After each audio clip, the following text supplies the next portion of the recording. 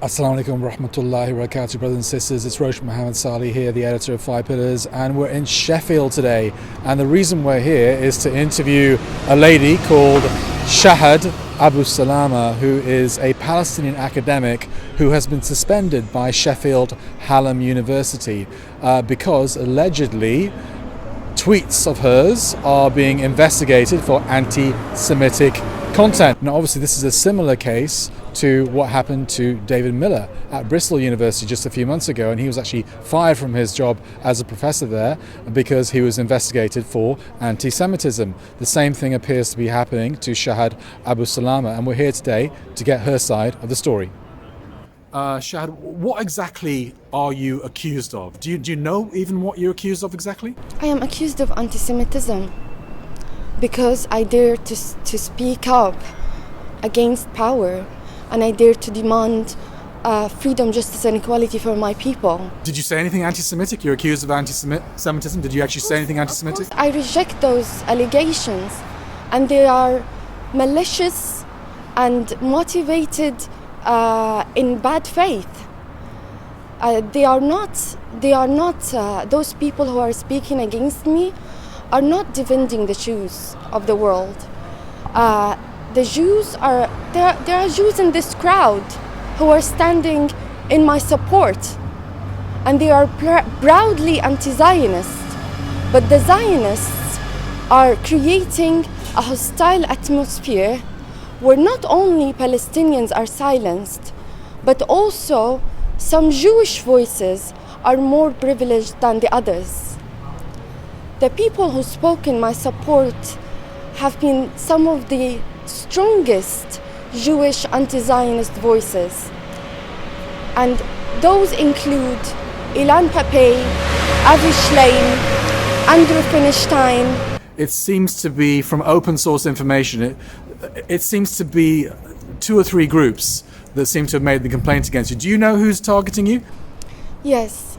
So the first Zionist press that protested my appointment as an associate lecturer at Sheffield Hallam was Jewish News, and I would really like to point out to this ideological use and deliberate use of Jewish in their title, and this is part and parcel of a consistent attempt by Israel to claim that they are speaking on behalf of world Jewry, and this is so wrong, so far from being the truth. Israel does not represent the word Jewry, and no religion would endorse crimes of crimes of ethnic cleansing, settler colonialism, mass killing, massacres. No religion would endorse such crimes. Let's also point out to the fact that people who lead the campaign against anti-Semitism are also people who are chairs of the Jewish National Fund, who has been leading Zionist settler colonial expansion on our lands since early 20th century. And until now, they are contributing to the dispossession of the Palestinians in Jerusalem, in Hebron, in Beta, in everywhere. And this is why even Israeli human rights organizations such as B'Tselem has spoken and condemned Israeli regime as an apartheid regime that stretches between the Mediterranean Sea and the Jordanian River. Do you feel there is a coordinated attempt by Zionist organizations in this country to basically take down pro-Palestinian academics? Of course, and this is a historical pattern This joins a historical pattern where the colonial narrative is prioritized over that of the colonized. And what we're seeing now is just one demonstration of it. And I am not the first person to be targeted, and I may not be the last. But that's why resistance to this deliberate conflation of anti-Zionism that is a duty and anti-Semitism that is a crime, along with all forms of racism and discrimination. So you're an anti-Zionist, not an anti-race. I am a Palestinian. I am a Palestinian, and I am calling for liberation of my people.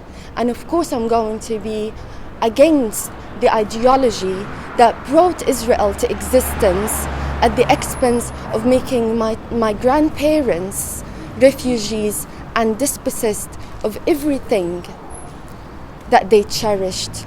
You had to leave Gaza yourself, didn't you? And I had to leave Gaza end of 2013, and ever since I haven't returned. And my family right now is just an example of Palestinian families who's a victim of ethnic cleansing and a victim of siege. And we are right now dispersed between Palestine and capitalist centers of Europe, and wherever we are continuing to be vocal in support of our people, demanding justice to be served for our people. Shahd, are you concerned that Sheffield Hallam has adopted the IHRA definition of anti-Semitism? Because that basically does equate anti-Israel, harsh anti-Israel criticism with anti-Semitism, and it appears that perhaps, have you done that yourself on your social media? Given that perhaps you have done that, are you concerned what attitude Sheffield Hallam will take?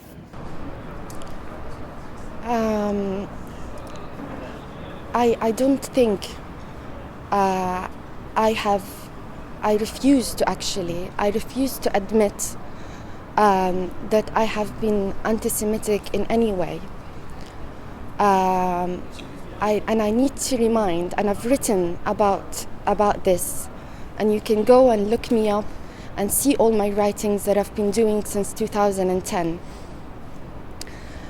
And one of my role models is my father, who's a freedom fighter.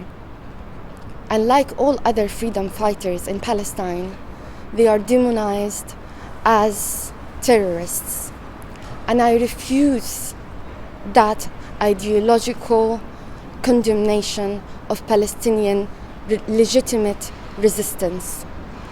And ever since I was born, my father, a month after I was born, with literally my grandmother holding one lantern in one hand and white cloth in the other, as she assisted my mom in her journey of my delivery through the then besieged Jabalia refugee camp, because it was under a military curfew that dictated anyone could be killed, basically. Anyone who break the siege could be killed. And I came into that circumstances. My father was detained again under administrative detention a month after I was born.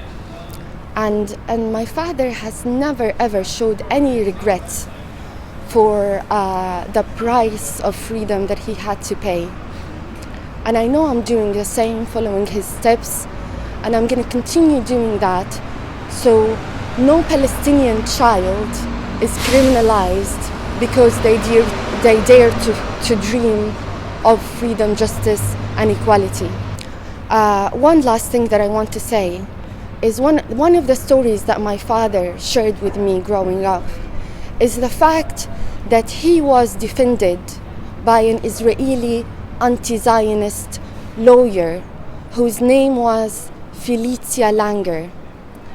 She was of German origins, I think, and she has been in the Communist Party in Israel since basically the foundation of the state.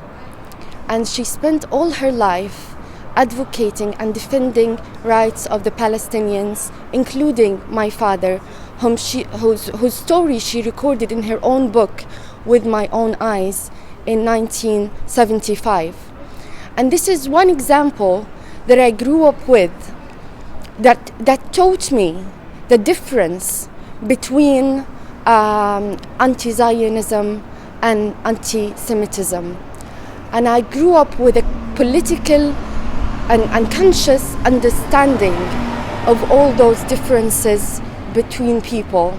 And people like Felicia Langer gave hope to my dad and gave hope to me that even those who fell victim to Israel's propaganda machine could potentially move away from Israel's brainwashing and actually join the Palestinians in demanding collective freedom for all of us. Shahd, what does this support mean to you? This is what is keeping me grounded and what is keeping me carrying on. And I'm so grateful for the support that I've been receiving at so many levels.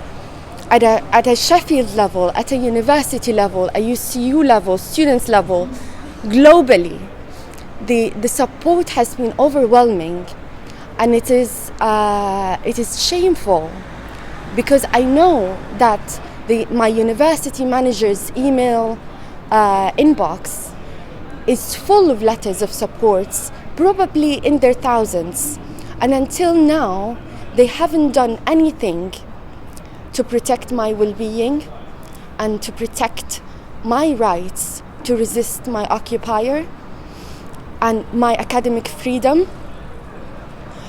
And they continue to engage with the Zionist press, confirming to them that they have adopted the political tool of the Ayat Sharia definition of anti-Semitism, while continuing to be dismissive of their own students' education, my story, and my life.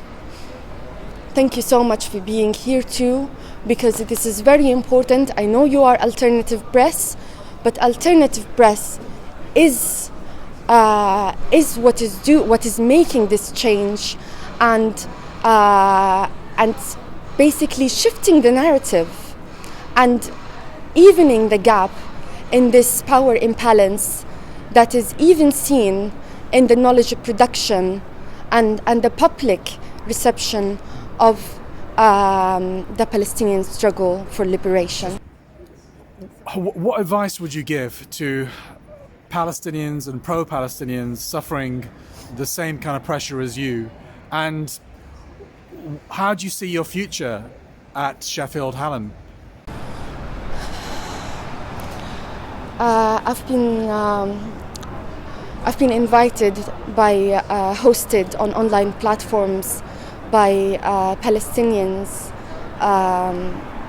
in exile and in Palestine, trying to uplift my spirit and mobilize support for my case. And I'm really carrying on with their stance on my side. And I just want them, I know they see themselves in me, and they have said that repeatedly, how they see their own struggles, they see themselves in me. And this is why I have no choice but to fight. And none of us actually have choice but to fight until we are respected and we are treated as equal, and our freedom and justice is valued as much as everyone else. To this day, we live in a discourse of violence that is surrounding us, chasing us beyond our occupied territories, and trying to criminalize and silence our voices. And it is time that we do as Desmond Tutu said, stand on the side of the oppressed. Because if you're neutral in clear cases of injustice, then you chose the side of the oppressor. And we have passed this level, actually.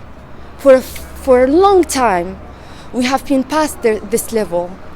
And the oppressor, the Israeli apartheid regime, is emboldened by such intolerance of racism that is targeted against a Palestinian survivor of Israeli colonialism and British colonialism and ethnic cleansing. Thank you. Thank you very much. Anti-Zionism is a duty. Anti-Zionism is a duty. Anti-Semitism is a crime. Anti-Semitism is a crime. The thing is that I see how people could have lost motivation before because Palestine hasn't had a win in so long, but Shahd pushed and pushed because it's literally her home. She's literally a refugee, and this university knows this, so they're not ignorant to the fact that she's vulnerable. But the reality is that they chose to pick on her when they've been ignoring us for years. We've been here the whole time, but they chose to pick on her right now and to side with a Zionist paper when we've literally been begging them for a meeting for years. When you asked Shahd about the IHRA definition, I wanted to butt in, to be honest, because I remember the meeting that we had with the SU at the time about adopting the definition because we knew that it would be weaponized, because the founder of Zionism in the first place said that anti-Semitism would be weaponized. And they promised us that it wouldn't be a case of us getting into any trouble for criticizing Israel because they know that it's a state built on ethnic cleansing and it's an apartheid state. Right now, where Gaza, where Shahd is from, where she was born in a refugee camp because her family had to leave the rest of 48, they've built a wall around it. Israel has such a level of impunity. It's a state that all the West wants to just protect and cover its back, and it's for no reason other than, one, this university, the reason they haven't spoken up before is because they know that we're in the right. They know that Shahd is in the right. They know that she's literally stateless because she had to leave her home and then again. Sorry, I'm just getting really annoyed because Shahd is, she's such a good person. She literally teaches us dance for 2-3 hours at a time just to share the Palestinian culture, just to solidify, because without all of that, the culture, without this fighting, without what the university is accusing her of is anti-Semitism, but all she's really doing is just defending her home. Why could the right to return, the right for freedom for Palestinians, it's not too much for us to ask for. It's basic human rights. But when your whole family is far away from you and you're on your own, the least you could do is try to fight. And we have been fighting. She's been fighting so hard. When I first joined the society, the rest of the committee had abandoned her, and it was literally just her doing all the events, doing everything. We've tried to continue with this society, but the university has literally been a wall in our way the whole way. Every single time we spoke to them, they would ignore us. One time we got a letter saying, oh, we won't do it because of reputational damage. Well, here's your reputational damage shoe. Thank you.